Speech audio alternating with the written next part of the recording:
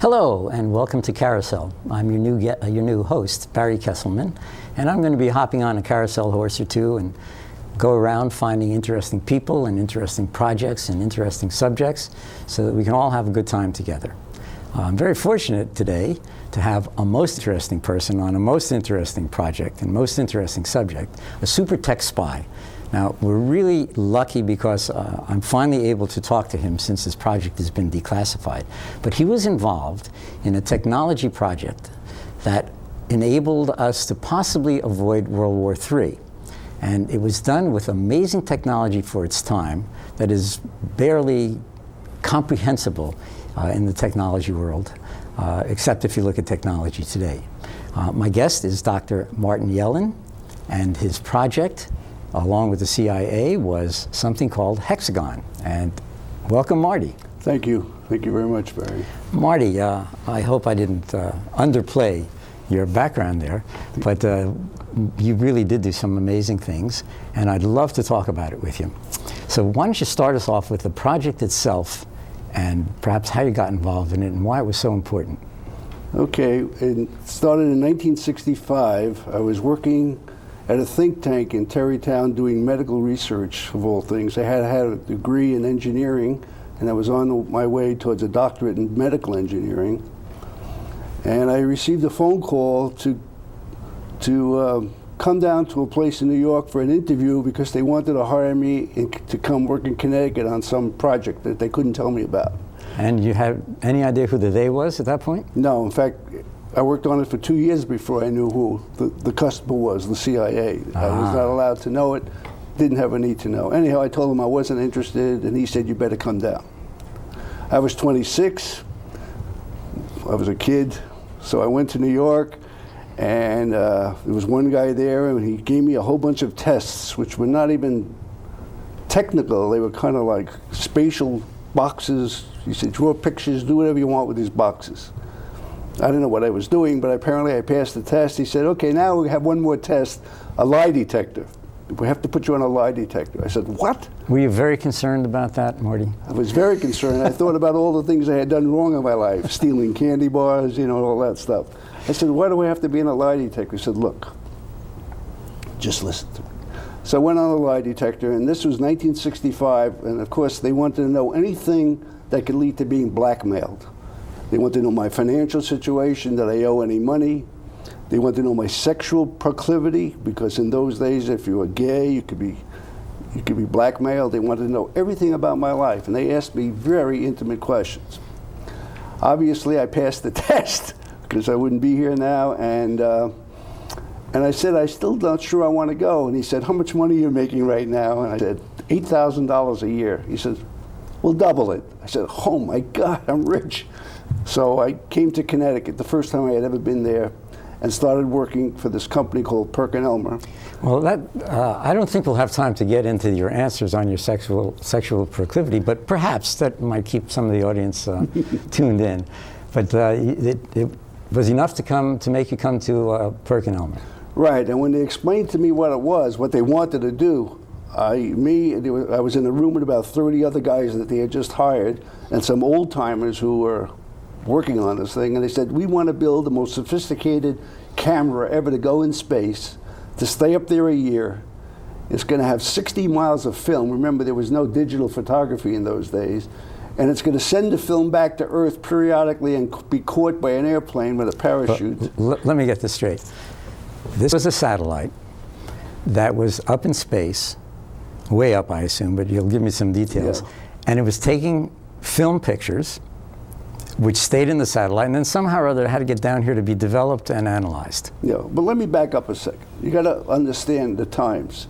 I don't know if you remember the Cuban Missile Crisis in 1962 when Russia had put armed missiles in Cuba that we didn't even know were there until airplanes found them, airplane photography. And this scared the heck out of the US because we didn't know what the Russians were capable of. We didn't know if the Cubans were in control of nuclear-tipped missiles. And we were in a panic. We didn't know what was going on. We used to have airplanes that flew over Russia, the U-2, but when they were able to shoot that down, we became blind. And this led to a little paranoia in the country. There were actually people in this country at that time who wanted to do a preemptive strike on Russia, which would have been World War III. So anyhow, when I understood the importance of this project, I was on board. This thing, as I mentioned, weighed 60,000 pounds. It contained 60 miles of film. It had to fly over the Soviet Union and China and other countries, and it had to be at an altitude of 90 miles in space, 80 to 90, so it would last for a year without burning up.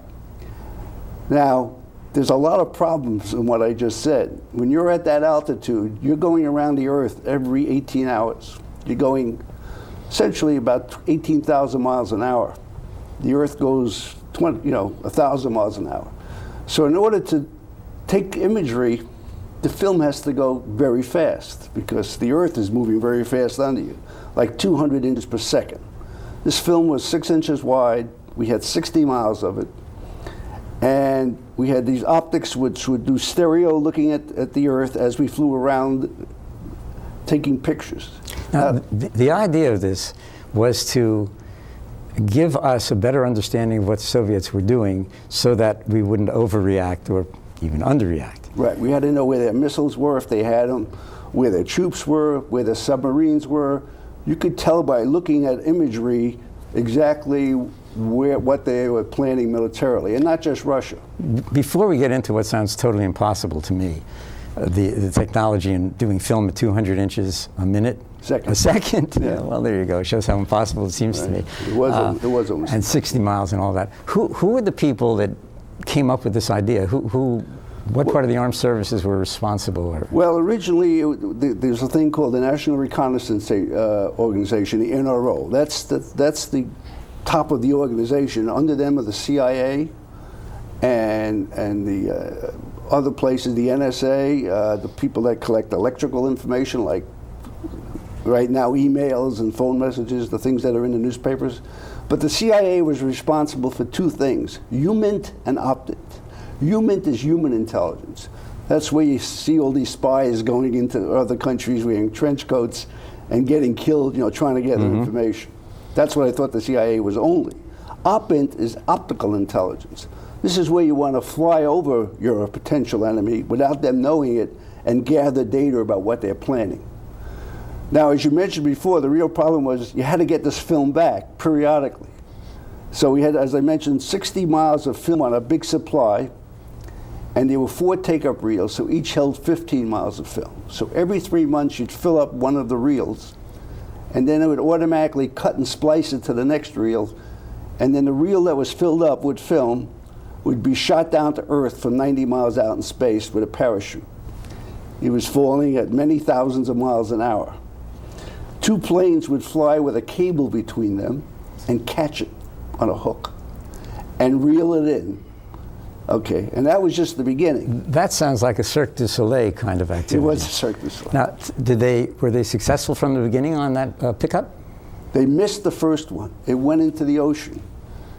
And we were very afraid that the Russians would find it and know exactly what our capabilities were. So Howard Hughes and Bob, I forget his name, the guy who founded Titanic, Bob Ballin, I think it was, designed and built a special vehicle that went down thousands of feet under the ocean, and we were able to lift it out of the water. It took about 7 months to do, and of course the film was all ruined, but we had it. It was all crushed. It was so deep that the whole thing had crushed to pieces, even though it was, thousands of pounds. I can only imagine the amount of money that was spent on this project, and they paid you a measly $16,000 a year. But remember, we still had 3 more spools. That was the only failure. There were 20 missions, 20 launches. It started in 1971, and the last one was in 1986. The 1986 launch blew up at the launch pad, and we don't know if it was an accident or sabotage or what. There were certain events going on in Russia then, which I'm sure they didn't want us to know about. So it could have been, who knows? I'm not privy to that. But it was a very successful program. And of course, when that program ended, the next thing it was moving into was digital photography, which was a whole different thing. Now, I'm just so curious about how this Mission Impossible became possible. What were one or two of the most difficult Well, technological problems? First of all, the film was a very special film. This film had the highest resolution of any film ever made. It's still a top secret number. I could tell you, but then I'd have to kill you.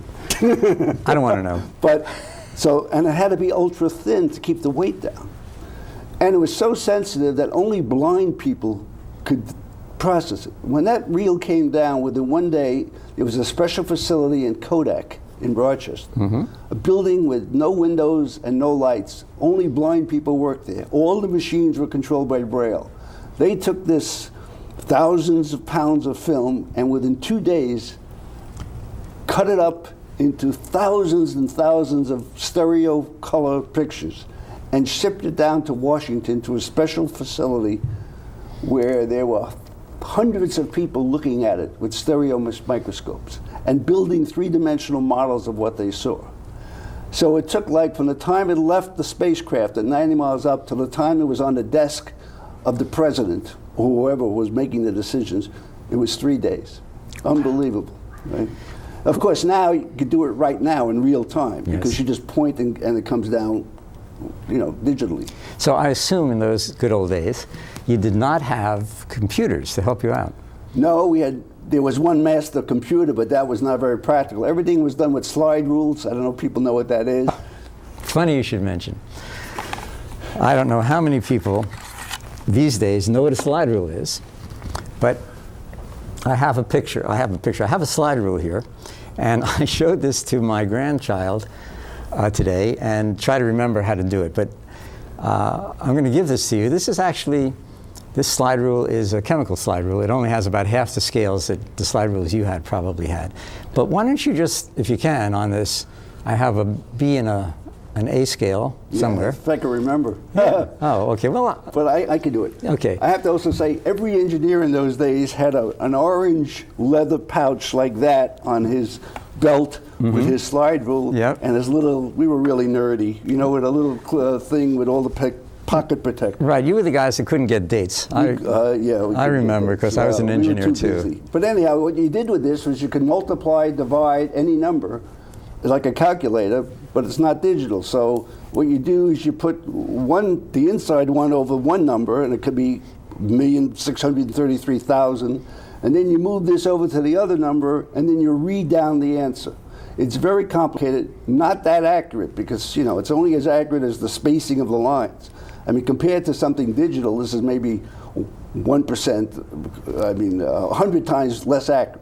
Yet we had to use this and things like this to calculate such a complicated system, which I didn't even get into yet. I mean, why it's so complicated. And we also had no digital drawings. Everything was hand-drawn. So why don't you give me an idea of some of the complications that you overcame? All right. The most important one was this. Film was God. You couldn't waste film. Now you got to remember, this is a 60,000-pound aircraft. We have these heavy spools of film. If you ever stopped it while it's in orbit, it would knock it out of orbit. The momentum change. You couldn't reverse the film, you couldn't stop it. It had to keep going at 200 inches per second. Even though you're only looking at the Earth when you're pointing down and the optics rotated like a cylinder. Yes. So for 2/3 of the time, you'd be wasting the film. Only 1/3 of the film would be used. So one of the main challenges we had was, what do you do with the film when you're not taking pictures? So we had to create like another camera on top of that camera, which took the film and changed its path and diverted it over a long distance until the optics were ready to take a picture again, and then it went back into that camera and shot the imagery. Bigger problem. If you work at the geometry at that altitude of a spinning optical system with a moving Earth, the image is rotating 270 degrees. So you can imagine you got this film going at 200 inches per second, and you have to rotate it 270 degrees. Well, if you think about it, it would wind up like a pretzel. Yes. So we had to create these air bars, which are these bars with holes in it, with air in it shooting in, where the film actually floated. And no one thought this could ever work. And remember, we had no computers to model it. It was all ideas. Yes, we built a lot of hardware to test things, but that was not in space. We had never put anything in space before that was complicated. We didn't even know how it worked. I'll give you a simple example. We had all these moving parts. You have to lubricate them or they break. Well, we learned that when you go in space, all the lubricant disappears because there's no gravity. It just evaporates. And within a few days, everything would come to a screeching halt. So we had to get chemistry people in there who knew chemistry to design a brand new type of lubricant, which is still in use today, that would work for a year in space. And how did you know, or how did the satellite know, what part of Earth it was looking at? Oh, that's a more interesting problem. There was a secret group in the CIA who had target decks. These are updated daily from spies in the field of where you wanted to look. Now, the big problem was if there were clouds, you couldn't see. This is visible. So then you had weather decks. We had the whole reason there are weather satellites now to give you the weather was because of this program. Wow. You had to know what the weather was everywhere. You had to have satellites all around the world. So you take the target decks and the weather decks, and you upload through commands system. Remember, there's no computer on board. All you're doing is setting a bunch of switches to tell it when to look where. Now, the Russians, after a couple of years, knew we had this, so they would wait for cloudy days to do certain things they didn't want us to see. So, but we had the ability to come back 90 minutes later and look again. We could look anywhere, but we were continually moving at, as I said, 18,000 miles an hour in space. And did you use the stars for guidance in some way? Well, that's the other problem. Now I've got tens of thousands of frames of film of Russia and China and who knows where else. How do you know where you are? You say, okay, look, there's missiles. Where is it?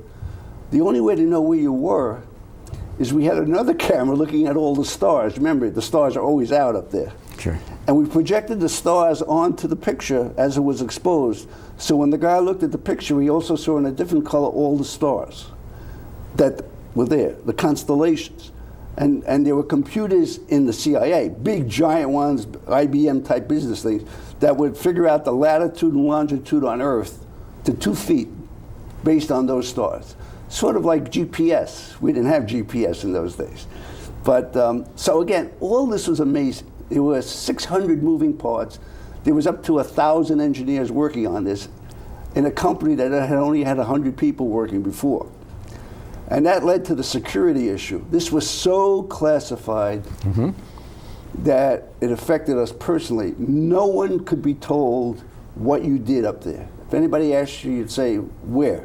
So let's talk about life at Perkin Elmer for you and these other engineers, and home life in relation to that. Well, so what about the working environment? Well, the working environment was very scary because the CIA had agents planted in the company to make sure. In fact, when you go out to lunch in Danbury, go to a restaurant, or just talk with your friends, or sit in the car and talk, some of those people were CIA agents acting as engineers. They were engineers, but you didn't know who was CIA. If you were found to talk about that program, not accidentally, but if you said, by the way, I'm working on, you disappeared. Disappeared. You disappeared. Like in Argentina, disappeared? I have no idea what happened to these people. You never saw them again. Now, that was intentional. But we also had, we would work till 2, 3 in the morning. We had these big safes. Everything had to be locked up before you left. And they had a special room with scrambled phones and all that. Well, one night I was working till 2 in the morning. I was tired. I left this top secret document on my desk. Now, even though the whole building is classified and they were armed guards everywhere, I violated the law. The next morning, I got called in and they said, Marty, you left your document. I said, sorry. I said, you get 2 chances, maybe 3. After that, you're not going to go to jail because you didn't do it intentionally, but you'll lose your clearance. Now, in those days, that meant you'll never work in the United States as an engineer because you needed clearance almost to work. Everybody was building military stuff. This is before NASA was the whole thing, which was even now, NASA, you need clearance because there's a lot of mutual technology being developed. So it was very scary. So as a 26-year-old and 27, I worked on it for 20 years. It was very, very intense. But the worst thing was my home life. I have to say right up front, my wife left me because of this job. I had 2 little children, 4 and 2. I was married about 5 years, 6 years. If she called me at night to try to reach me, they'd say he's not here. If I went on a trip for 2 weeks, and sometimes I didn't know what was going on that trip till I showed up at work that day, and they said, here's your bag all packed, you're going to X. I said, can I tell my wife? They said, no way. If there was an emergency at home, she couldn't reach me.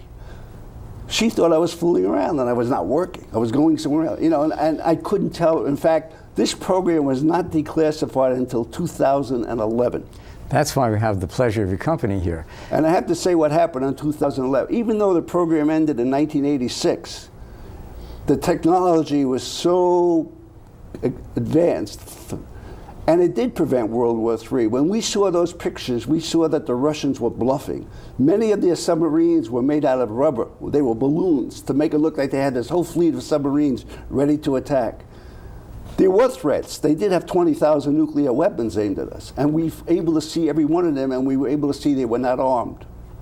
It led to the SALT talks. I don't know if people remember that, the arms limitation talks, which led to Nixon and Reagan eventually to have disarmament with the Russians. We were not, so it got rid of the paranoia. When you know what your enemy is doing, it's the best thing. And we wanted them to know what we were doing, because you don't want somebody making a mistake, assuming the worst case that isn't true. That's right. Now, beside the... But I wanted to say also about the consequence. I had to travel a lot, and this is so stupid. I had to carry top secret documents. There was no email. You couldn't use the U.S. mail even. So they handcuffed the briefcase to my arm. I'm going on an airplane. And I would say, isn't this kind of obvious? Now, in the 70s, there were a lot of hijackings to Cuba. I don't know if you remember, a lot of planes were hijacked, taken to Cuba. And they told me that if the plane ever gets hijacked, you have to go into the bathroom on the airplane and eat the documents if you can't flush them down. I said, what? He said, yeah, they were made out of very thin onion paper, except they were greenish. I guess they were like avocados. But, I mean, it was so crazy times. And I would have done it. I would have done it. Did you ever taste it? I tasted it. It tastes like avocado. It did. I could have used some dip with it, though. It wasn't guacamole. It was just the avocado. Yeah, it was just the, I should say that when the program was declassified, my 2 children, and I had another child after that with another second marriage, were invited to Washington for a ceremony honoring the people that did this. And Leon Panetta was there, and President Obama said hello and goodbye. But Leon Panetta basically did it, and a whole bunch of generals and CIA people. And when my kids heard about it, and they had a model of it there for one day, it took place at the Smithsonian Museum near Dulles Airport. And it was a wonderful ceremony. Unfortunately, many of the really brilliant people that worked on it were dead, because the program ended in 1986, and this was 2011. Many of those people were 40 and 50 when I joined at age 25. So whoever was left got on a bus, 22 people out of maybe a few hundred that really did the grunt work. Not the guys who built it or anything, but the design. And we got a little medal and a badge. But my kids were blown away, because for 2 reasons. One, they didn't know what I did. And 2, they saw why I wasn't home. They grew up thinking, what a terrible father. For those years, I wasn't there during the years when they were like from 2 to 15. Is this the cost of being a patriot? Home life? I'm sure because I was young, I overdid it. I'm sure older people figured out a way to say, because not everybody's family ended, but I was so, they scared me. The people I had to work with there, were nuts, some of them. I have to say that. Maybe I'll get in trouble for saying it, but they're all gone now. But they really were afraid that we were going to be destroyed, and we should do it first, and then everybody's destroyed. My kids would be gone. Yeah. There's no way once you start a mass nuclear war to stop it. Well, that's probably why they had such an amazing technology put together. So they must have had quite a few really superior, beside yourself, some superior people, Nobel Prize winners, notable personalities. Well, the president had a thing called the PSAC committee. George Bush was the head of the CIA there, who later became president, the first President Bush. Right. He would come every few months with this committee to review us design. Remember, we couldn't model it. And this PSAC committee, which stood for Presidential Scientific Advisory Committee, consisted of David Packard of Hewlett-Packard, Edwin Land, who invented the Polaroid camera, right? 2 Nobel Prize winners. One was who worked on the atom bomb. One was my hero. I can't think of his name right now. Oppenheimer, Teller? No. Einstein? No. It'll come to you. Anyhow, and some generals. And we would get up in front of them, and I was shaking like a leaf, trying to explain this complicated thing that we didn't even understand, but we had to keep moving. The schedule, it had to be launched by 1971. And, but they were the nicest people. They would thank me and then pull me aside out of the audience later and explain to me what they thought I should do differently to make life easier. They were just wonderful people. People that are really smart, are always willing to help other people that are not so smart. Mm-hmm. People that say, I'm busy, don't bother me, I think are insecure. Well, I assume you're one of the smarter ones. Well, I was smart then. I should have gone into banking, I would have made a lot more money.